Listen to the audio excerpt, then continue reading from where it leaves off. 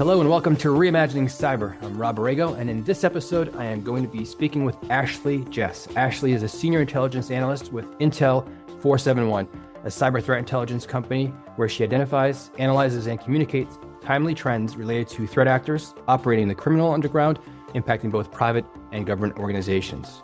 Prior to her role, she was previously a tactical specialist with the FBI. If you're getting a sense of deja vu and thinking, hey Rob, I've heard you say this before, then you're not wrong. That's because this is the second of a two-part conversation I had with Ashley. In her role as an intelligence analyst, Ashley witnesses all kinds of threats that are out there today, and there was no way of fitting all of that into one episode. So I suggest if you haven't done so already, you download part one after listening to this. If you have listened to episode one, you will have heard me say that today's episode looks at deepfakes and misinformation. For example, how they are endangering this year's Summer Olympics in Paris, the worrying rise in the quality of deepfake video, and the risks associated that are actually driving the C-suite crazy. But Ashley also has some good news for us, describing how the fight is being taken to these bad actors.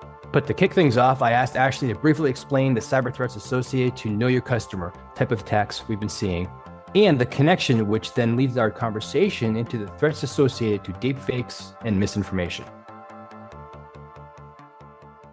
So, know your customer or know your client or KYC, all the same thing. It's just referring to a series of, guidelines and regulations that, financial service providers have just to verify, the identity, suitability, and risks about a particular customer so that they can verify that it's somebody that they want to open an account with. So, this space has been an interesting one because there have been traditional KYC verification bypass methods, ones without AI, for a long time. People are very interested in opening fraudulent bank accounts. Of course, it's been around forever. Sure. Yeah. And they're still quite prominent in the underground without AI, but we've definitely seen some increased claims from actors regarding the use of AI in some capacity to better, their KYC bypass services. So in the actual AI-enabled KYC bypass sort of space, we've seen a few offerings. Some claim to be able to, unlock all accounts that require face verification, including ones that need the user to upload a photo or video, or even provide them in real time via the user's phone camera. It's usually some sort of face swap technology that they're using. Sometimes users need to provide several photos of the impersonated person along with login credentials to try to target the account in question. And then most of the offerings we see, like I said, claim to use a mix of that sort of face swap technique, and then maybe partnering that with a voice swap technique to sort of modify a recorded or live voice of the targeted person to kind of mimic them and help with, lip syncing and a process that sort of matches the movement of that person's lip to the pre-recorded audio. So we've seen a few instances of that here and there. Looking at the actual results themselves, they're not stellar yet, which is good. It's very like that face looks a little off. So, it's hard to do those based off of, a lot of the regulations that the financial industry has set up, but I've actually seen a few offerings also that are interesting in the KYC bypass space of people claiming that they're using AI and then they're not actually using AI at all. So there's a news service called 404 Media. They had a great article on a service called Only Fake, and I read that one, and they said, they were able to generate with AI this entirely fake ID that they then use to open an account on, a cryptocurrency exchange platform. And I was like, wow, this is like a very nice looking ID compared to the stuff that I have seen thus far. So I looked into it because they said the owner was called, John Wick, and they claimed to have used these neural networks to generate these realistic looking, driver's licenses. So, I dug into it and I found that we'd actually been reporting on this actor for a couple of years, and they've been around I think it was like since 2018. And I found that their actual, mode of operation there is they've been getting really high resolution scans of driver's licenses for years. And so they actually just had a template that they would fill out, and 404 Media figured that out as they were looking at it too. And so it actually ended up not being AI related at all, but it was just still that threat actor trying to capitalize on the, AI, keyword term, even amongst cyber criminals, and see flashier. Right. Market it out there that way. Exactly. Seem flashier than they actually are. So that space is definitely still there, and deepfakes play a big role in that space, but it's still very much developing and will probably get, harder and harder to spot as time gets on. It is improving, but, banks are doing a pretty good job at catching it thus far. No, it's definitely going to improve, but it also has that direct connection into deepfakes as you were describing it. And I mean, even as you were describing it, kind of leads us into deepfakes conversation is, you know, I don't know if you recall this movie or not, but Face Off with Nicolas Cage and John Travolta. And I'm like, wait a minute, everything Ashley's talking about just kind of takes me back to that movie. But let's jump into deepfakes and deepfakes as it connects back into disinformation campaigns, obviously. You're seeing a lot in that space, obviously, right now. Just talk to us. What's kind of the key takeaways at this point in time? What are your thoughts? What are the highest concerning elements of that are coming to fruition? Yeah, so, just in case anyone doesn't know, deepfakes are just a realistic but synthetic imagery. It's created with, machine learning to substitute the likeness of a human subject with that of either another real or computer-generated human subject. So, the concept of deepfakes have been known long since before that sort of November 2022 point that I've been talking about. But the issue was cybercriminals were struggling to find a cost-efficient way to make deepfake content because at the time, the available technology required a creator to get an extensive amount of audio, video, photographic material to make anything even sort of remotely resembling the intended victim. So a lot of the content, in the early days were impersonating celebrities because those are the people that have a lot of that sort of material out on the internet. And you needed at least 500 samples to make a even somewhat realistic looking deepfake when it started. So now, cyber criminals are learning to develop AI generated content at a much, much quicker rate due to the proliferation of these tools. And so they can leverage it to impact common individuals and corporations a lot more frequently. So, celebrity centric deepfakes are as popular as ever, but their actors can now develop, AI generated content for misinformation, of course, phishing, extortion, of your average person, your politician, much quicker, much easier, and much cheaper than they could years ago. So they are wildly prevalent in the disinformation space, like you said. So, now with the Olympics coming up, right? Russian threat actors made an entire short film. It was called Olympics Has Fallen to spread propaganda at the games. The narrator, deepfake Tom Cruise, a very popular subject for deepfakes and has been for a while. In the election space, we've had deepfake phone calls from Joe Biden encouraging people not to go to the polls. We've had deepfake images of Trump with voters.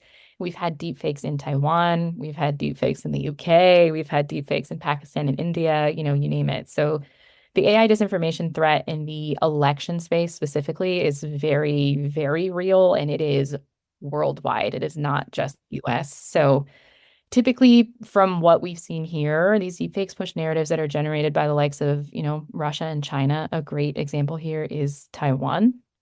So China had a real stake in how that election went, and there were multiple instances of deepfakes arising of, the candidates that were China opposed because China had a stake in trying to sway the election towards the more pro-China candidates. So we saw sexually explicit material. We saw, fake audio of them saying things they've never said. We've seen a lot of examples of deepfakes there. And, with the Olympics, it's mostly being propagated by Russia because Russia wasn't allowed to compete under their own flag. So they're targeting the games with deepfakes and other artificially generated propaganda to spread fear about a physical threat in Paris. It's something that they're very interested in sort of pushing that narrative. So, it's crazy because on top of like actual video and audio deepfakes, there's this other perfect storm of, generative images, social media accounts that are just simply chatbots and what's known as pink slime news. And, pink slime news, if you're unfamiliar, or pink slime journalism is just a news outlet that's masquerading as local news, but it's actually being run by either a partisan or state-sponsored outlet. So, they have an ulterior motive to some of the narratives that they're pushing. So, all of these factors together means that, one of these outlets can, in theory, publish an AI-generated story pretending to be local news with false images sprinkled with propaganda, have videos of deepfakes commenting on it, and then share it by, bots on social media who have profile pictures that are AI generated, so they seem like real people.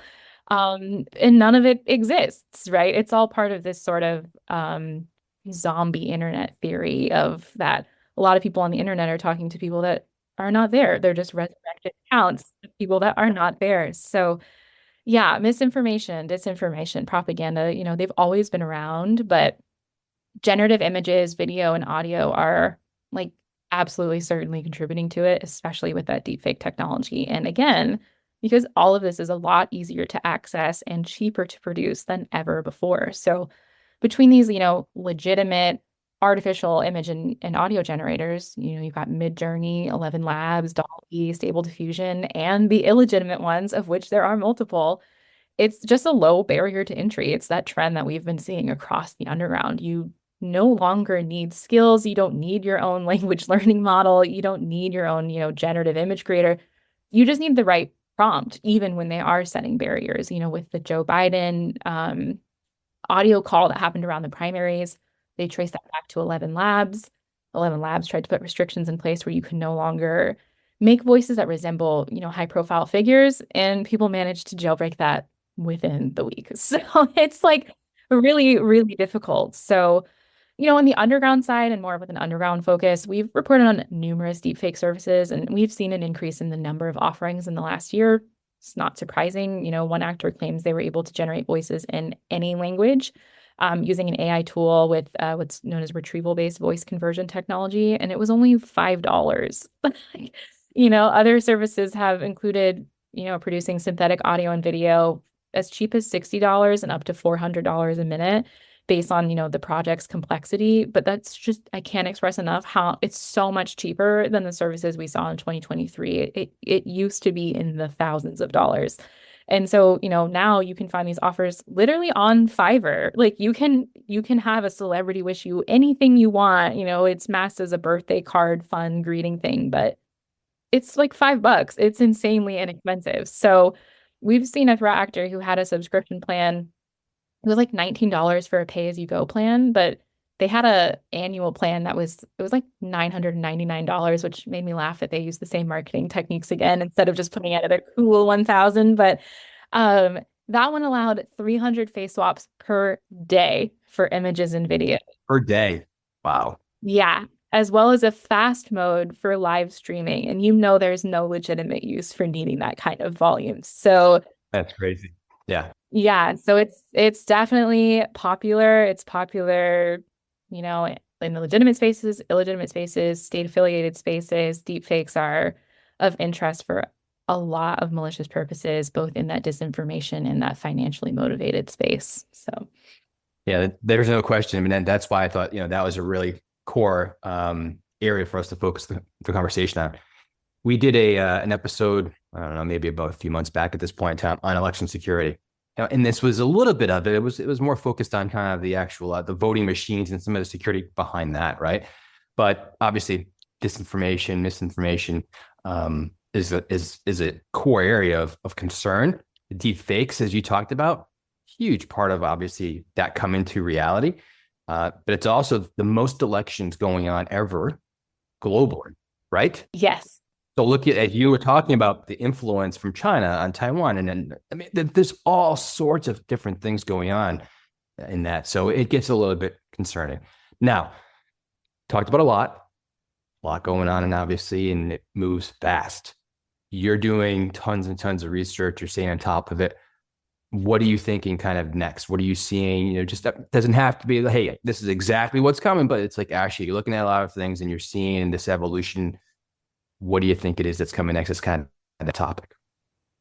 Yeah, I mean, it is really something to see how much this space has evolved since November 2022. I'm in this weird, I guess, privileged spot where I've been really watching it very closely. And so I know exactly the sort of pathway it's on. And it is exponential. I mean, back in November 2022, we assessed that AI capabilities weren't advanced enough to make a significant risk to organizations, right? I mean, in most instances, it was a supportive role, but that tide really continues to turn. And, the recent underground offers we're seeing really show that threat actors are still very, very focused on leveraging AI to innovate and sort of bolster their capabilities as opposed to using it for, generic chatbot functionality. So as they continue to sort of explore and develop and advance in this space, things will almost certainly continue to evolve further still. And I think the main area that they're going to start really diving into is malware.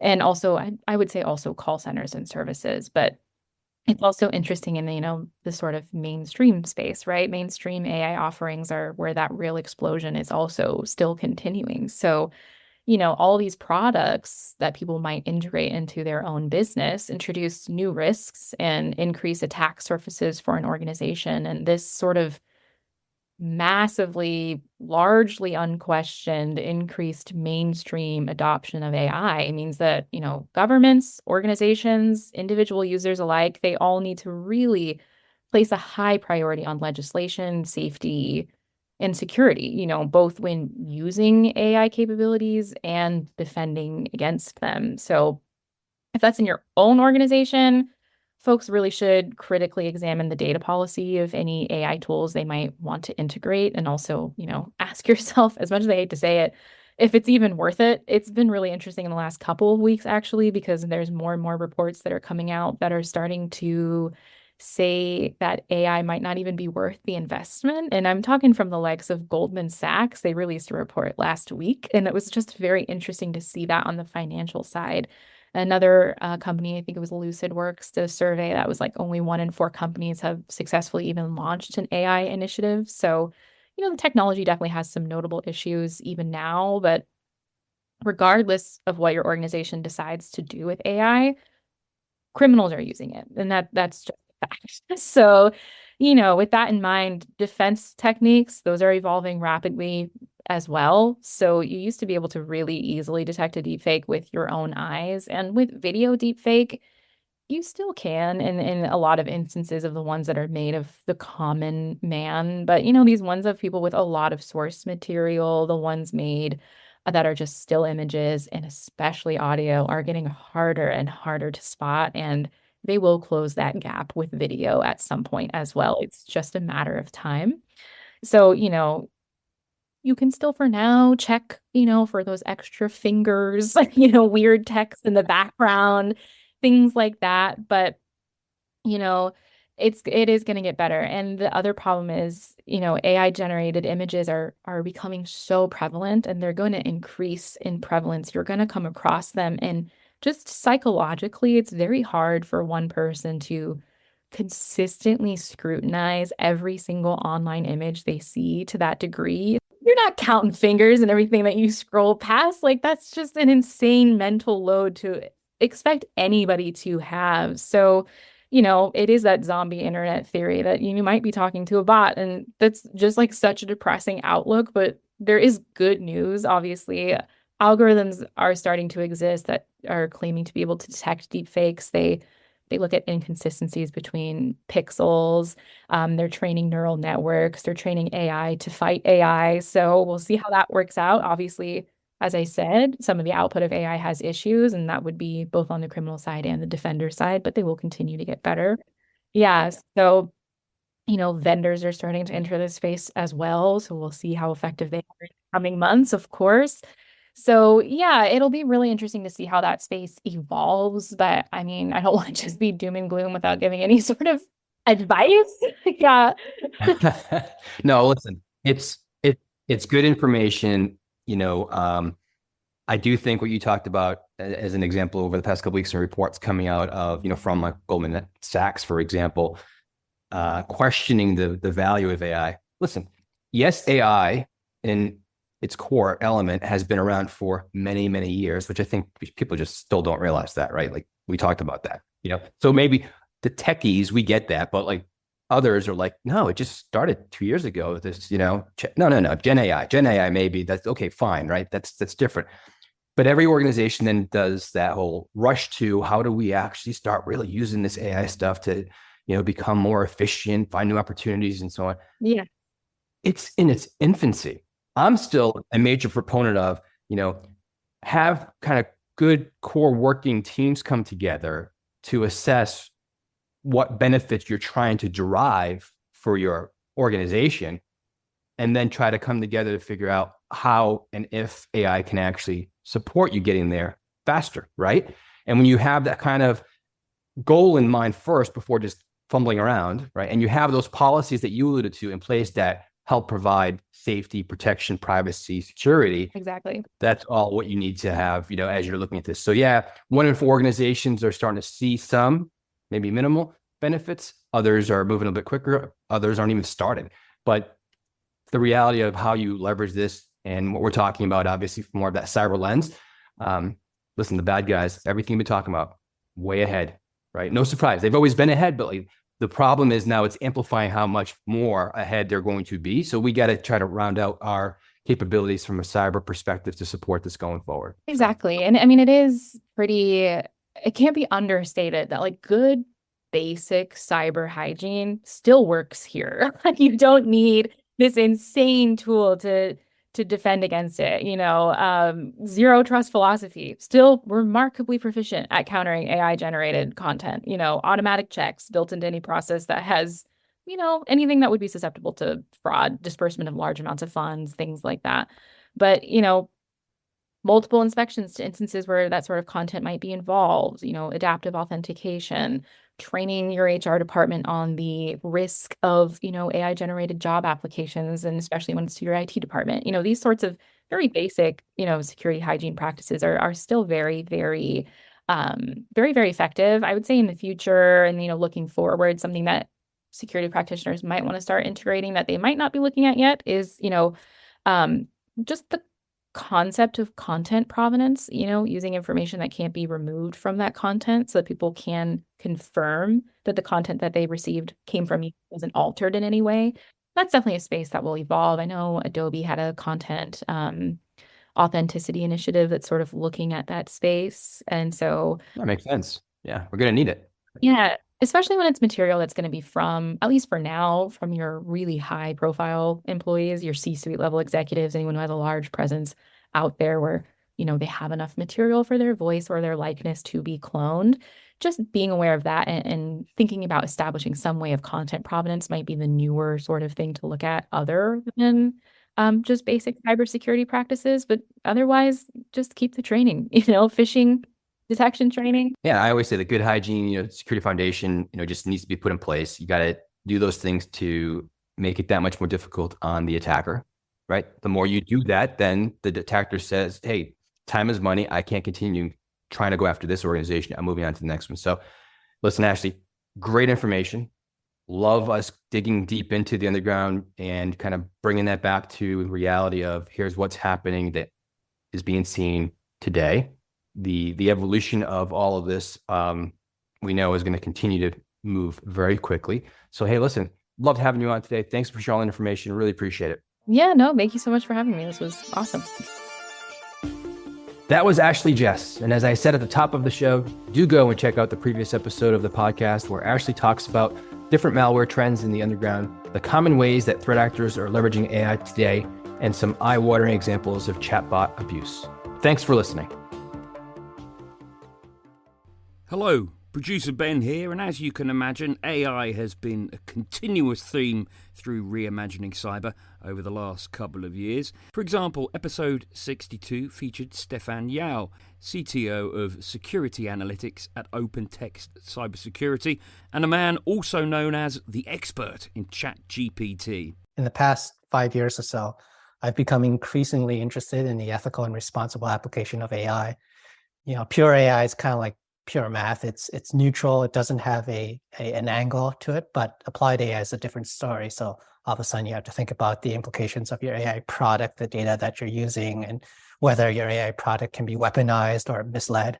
That was Stefan Zhao in episode 62 called AI and ChatGPT, Security, Privacy and Ethical Ramifications.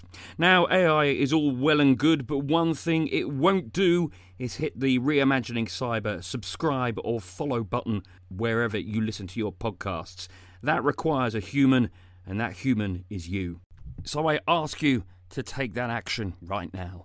Thanks for listening, and goodbye.